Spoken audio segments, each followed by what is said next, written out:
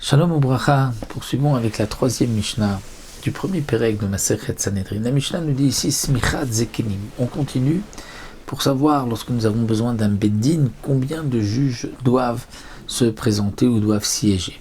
Pour la Smichat Zekenim, de quoi il s'agit Smichat Zekenim? Nous avons deux explications dans le Barthénora. La première, c'est lorsque l'ensemble de la communauté, donc du Ham Israël, a fauté, parce que le Beddin s'était trompé. Le Beddin avait dit, ça c'est un morceau donc, de graisse permise, on peut consommer, et ensuite ils se sont rendus compte que c'était trompé, mais entre-temps, les Bnei Israël, la majorité du clan Israël a fauté, donc il faudra apporter un korban qu'on appelle le par Elem Davar Shel Tzibour, un korban qui est apporté par le Bet Din, comme c'est marqué donc, dans Masechet Horayot, qui est une Masechet justement sur ce point-là, et le Beddin va apporter le taureau, et devra poser les mains sur la tête du taureau avant de l'égorger.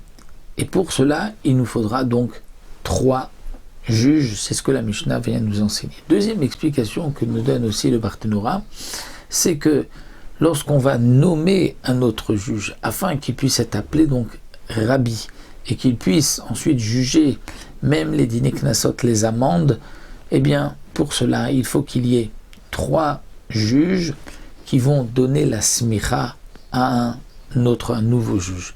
Et ça, on apprend de Moshe Rabbeinu qui a dû donc donner la smicha, Vaismochet Yado Alav, il a posé ses mains sur lui.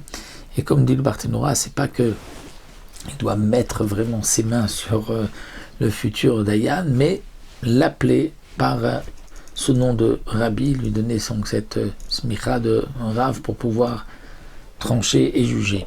La smicha ne se faisait pas en Chutz Laaretz, il fallait qu'elle se fasse en Eretz Israël pour qu'il puisse ensuite avoir la possibilité de juger même les dîners Knassot en dehors d'Eretz Israël, étant donné que si on a reçu la smicha en Eretz Israël, on peut continuer en Chutz Laaretz. Aujourd'hui, nous n'avons plus la smicha, elle a été perdue à une certaine période, comme c'est rapporté aussi dans la Gemara. Et donc c'est pour cela qu'on ne peut pas de nos jours juger les dîners Knassot, on ne peut pas juger les amendes, entre autres parce que donc, nous n'avons pas de Beddin de Smuchim. Donc Smichat Zekenim, ça c'est devant 3 juges.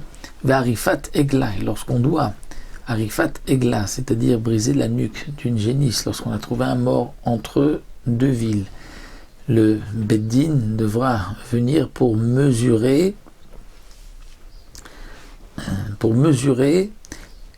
et savoir quelle est la ville la plus proche afin qu'elle puisse apporter donc une génisse pour lui briser la nuque. Cette mesure se fait avec 3 juges du Sanhedrin. Donc ça c'est Bishlosha, Divrei Rabbi Shimon, donc comme c'est rapporté dans Masechet Sota. Rabbi Yehuda Omer v'chamisha. Rabbi Yehuda dit non, il faut 5. Il l'apprend aussi d'un pasuk, V'samprou, Zikne. Donc Samprou c'est 2, Zikne 2. Il n'y a pas de Beddin père, donc ça nous donne en tout 5. À Khalitsa, lorsqu'on va procéder à la Khalitsa, lorsqu'une femme est mariée et n'a pas eu d'enfant avec son mari décède, elle doit faire Yiboum avec le frère de son mari, son beau-frère.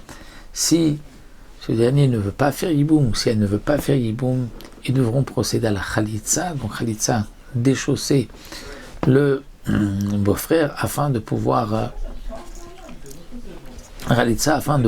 permettre à cette femme de se remarier. Va Meunim. Meunim, c'est lorsque une petite fille a été mariée, une orpheline a été mariée par sa mère ou par son frère. Nous savons que la Torah donne la possibilité à un homme de marier sa fille jusqu'à l'âge de 12 ans. Il peut recevoir des kiddushin pour sa fille. Une orpheline, les Chachamim ont permis à la mère ou au frère de recevoir des kiddushin parce que parfois cette fille était donc laissée à l'abandon. Donc pour la tenir, pour qu'il y ait quelqu'un qui s'occupe d'elle, donc de la marier avant l'âge de 12 ans, mais à 12 ans, elle a la possibilité de refuser ce mariage, c'est le mioun. Et ça doit se faire devant 3 juges qu'elle refuse le mariage, et à ce moment-là, elle peut donc se séparer de ces hommes-là sans avoir besoin de guette. Neta Revaï, lorsque nous avons planté un arbre, les 3 premières années, la production est interdite à la consommation. C'est hors là, la 4e année, on devra monter les fruits à Yerushalayim pour les consommer à l'intérieur des murailles de Yerushalayim. Si on habite loin, on pourra transférer la Kedusha sur de l'argent. Ça, c'est le Neta Revaï. Et le Maaser Sheni, c'est ce prélèvement de Maaser Sheni, après avoir prélevé la Terouma, le Maaser Rishon, il y a le Maaser Sheni. Ce Maaser Sheni doit être aussi monté et mangé à Yerushalayim, à l'intérieur des murailles, sinon on va transférer son argent.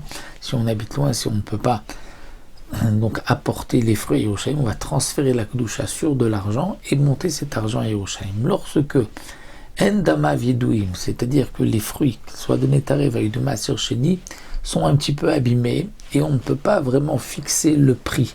Et lorsqu'on va transférer la Kedusha, à l'époque où on montait l'argent à Yerushalayim, il fallait transférer la Kedusha sur la même valeur. Aujourd'hui, étant donné que de toute manière on ne peut pas consommer, donc il n'y a pas la Kedusha et notre Tahara pour pouvoir manger le Maaser Sheni à Yerushalayim, non plus de Beth Amikdash, donc on peut transférer même le prix de 1000 tonnes sur Shavé Pruta. Mais à l'époque, il fallait que ce soit pour la même valeur, et donc c'est pour cela qu'il fallait des juges qui allaient évaluer la valeur de ces fruits, et donc Bishlosha devant 3 juges. Avec des shots Bishlosha, si quelqu'un a offert quelque chose au Beth Amikdash et qu'il veut maintenant le racheter, il faudra 3 juges qui vont évaluer le prix de cette chose. Arachim Metaltelin.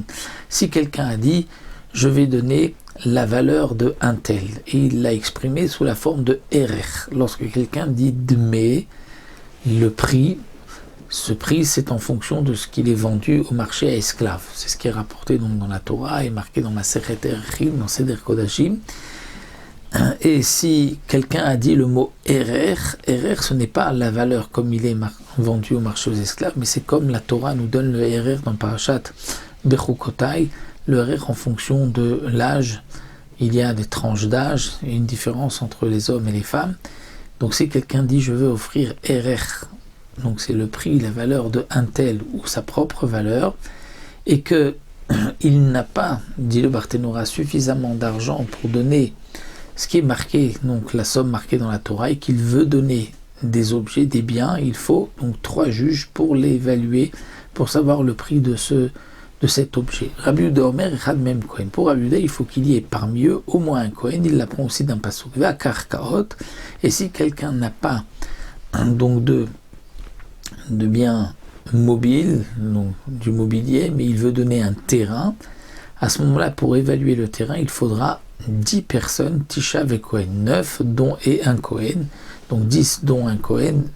Ve Adam Kayut Sebaim. Et si quelqu'un dit je veux donner la valeur de un tel, à ce moment-là on va évaluer combien il vaut au marché esclave comme nous l'avons dit plus haut, et qu'il veut donner donc sa valeur, là aussi il faut qu'il y ait 10 personnes dont un Kohen pour évaluer le prix de cet homme-là.